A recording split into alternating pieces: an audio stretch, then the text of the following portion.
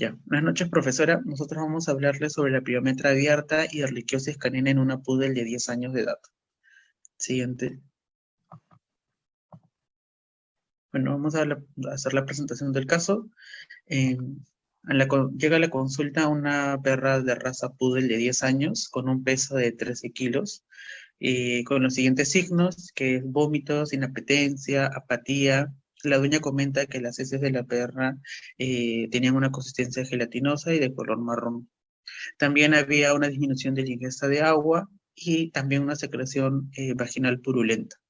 La perrita también se rehusaba a caminar.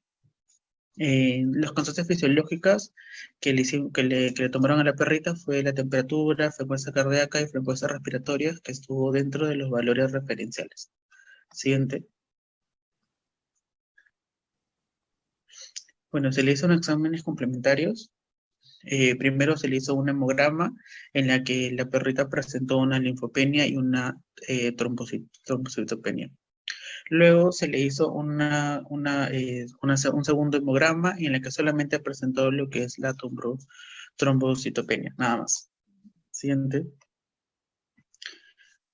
Seguido, a la perrita se le hizo un perfil bioquímico, un SNAP, en la que la perrita dio positivo a Ehrlichia canis y a lo que es a la Dirofilaria immitis.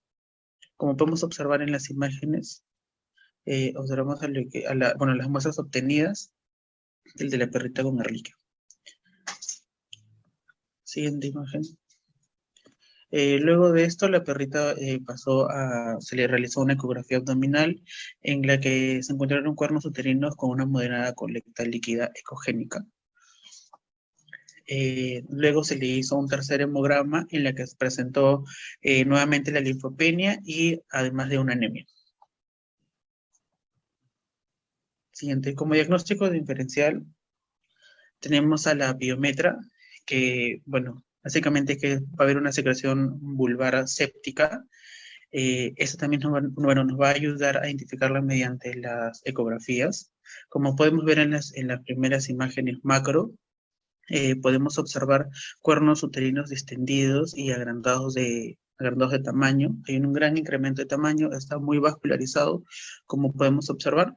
Luego, en la otra imagen macro, que está, digamos, con un corte, podemos ver la secreción, ¿no? Purulenta.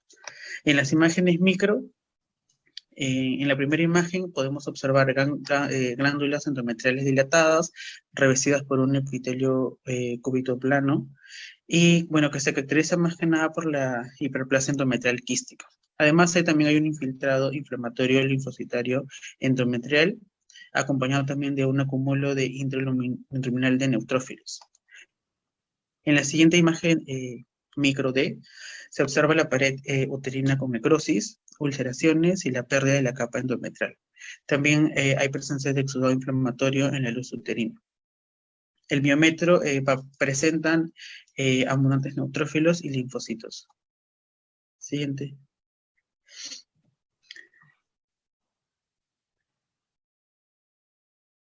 Bueno, tenemos a la hemometra, hidrometra y la mucometra.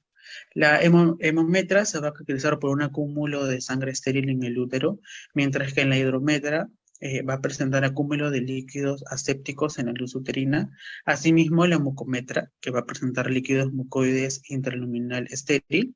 En este caso no va a haber signos clínicos evidentes. Siguiente.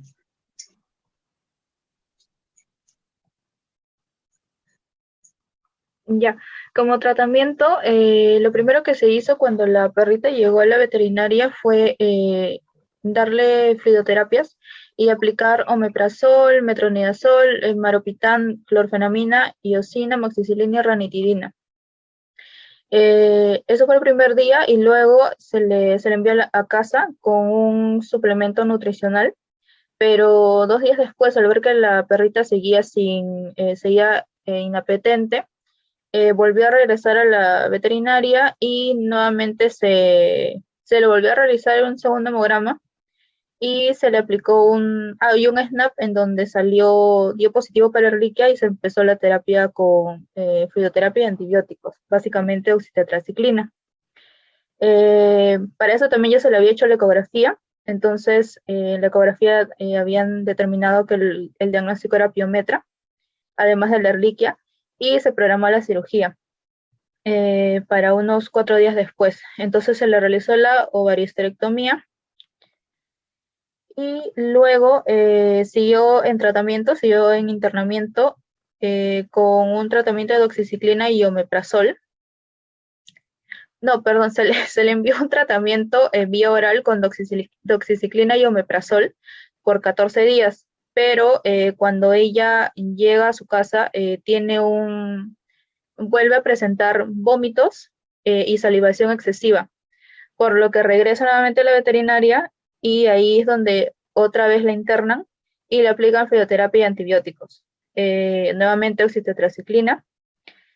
Así estuvo más o menos por un promedio de 14 días y luego, una vez que ya estuvo estabilizada, se le dio de alta, se le envió a casa con un tratamiento vía oral de doxiciclina y omeprazol. Y posterior a eso tuvo controles a los 14 días y luego al mes. Ya con respecto a la discusión, en un trabajo realizado por Solano en el 2017, que fue para determinar la frecuencia de la relación que había entre la piometra con las razas y la edad, y se realizó en base a 207 perras con piometra, de las cuales se evaluaron 97 razas, dentro de las cuales estaban Cocker, cruce de pequinés, golden retriever, pastor alemán, pequinés, pitbull, entre otras. Y la edad oscilaba entre los 8 y 12 años de edad.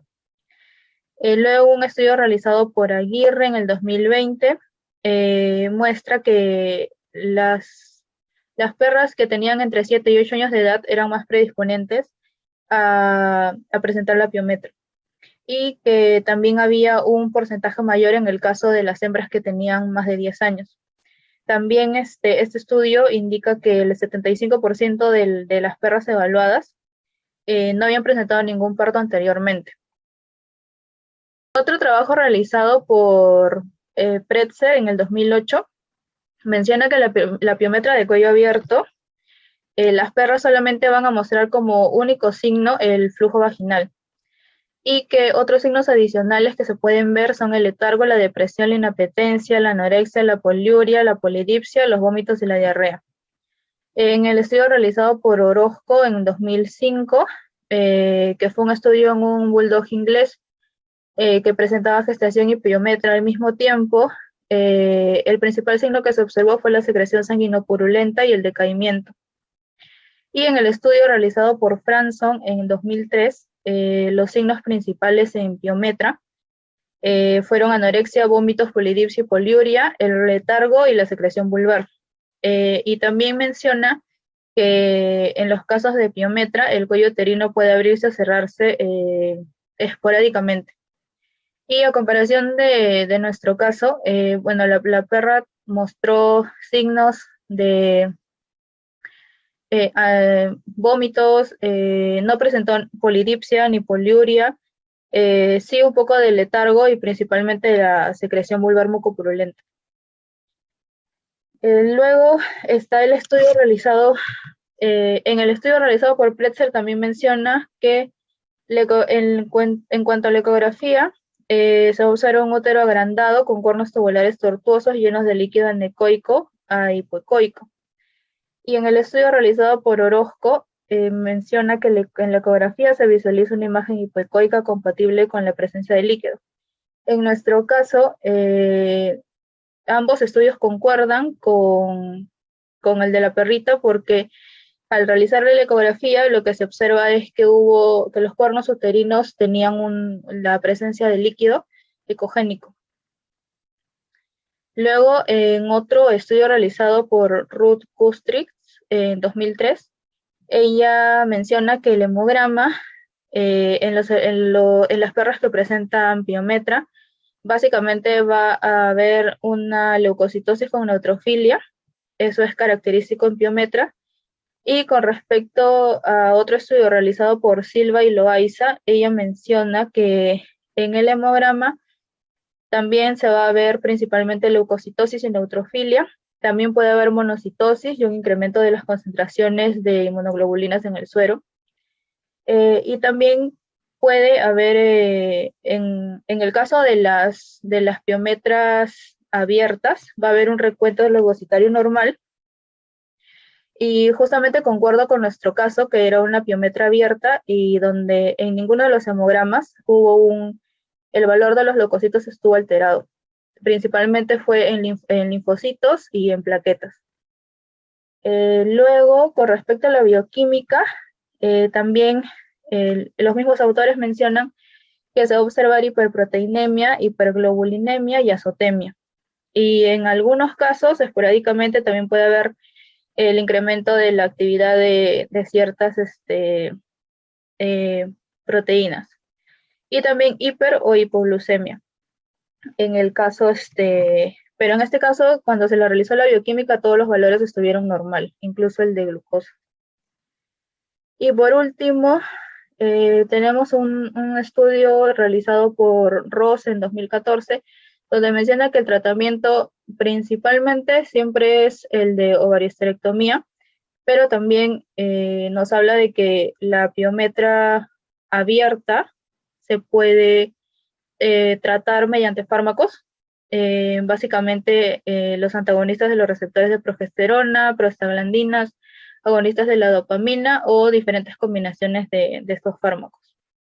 Y en nuestro caso también, ¿no? El tratamiento para la piometra que se realizó fue la cirugía, ¿no? La ovarioesterectomía. Bueno, como siguiente vamos a hablar sobre la patogenia. El estradiol se va a unir a los receptores del endometrio. Esto va a generar un aumento de los receptores de progesterona, ocasionando efectos de progesterona como va a ser la disminución de la irrigación uterina. Esto va a generar que el cuello uterino se cierre, lo que va a conseguir es una reducción de defensas del útero, lo que va a generar es una desensibilización, la acción de oxitocina en el miometrio. Esto va a estimular un crecimiento y la actividad de las glándulas, lo que va a generar un aumento de secreciones de fluidos. Entonces, al principio estos fluidos van a ser estériles, con nutrientes, y va a tener un pH ideal para las bacterias. Es ahí donde actúan una bacteria oportunista como la E. coli, que uno de sus factores de virulencia es el antígeno K, que le va a permitir unirse a los receptores del endometrio y poder generar una infección.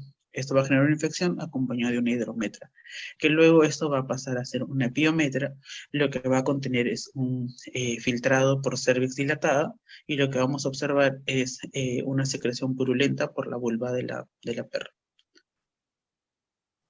Siguiente. Luego acá tenemos nuestras referencias bibliográficas. Y eso sería todo. Gracias.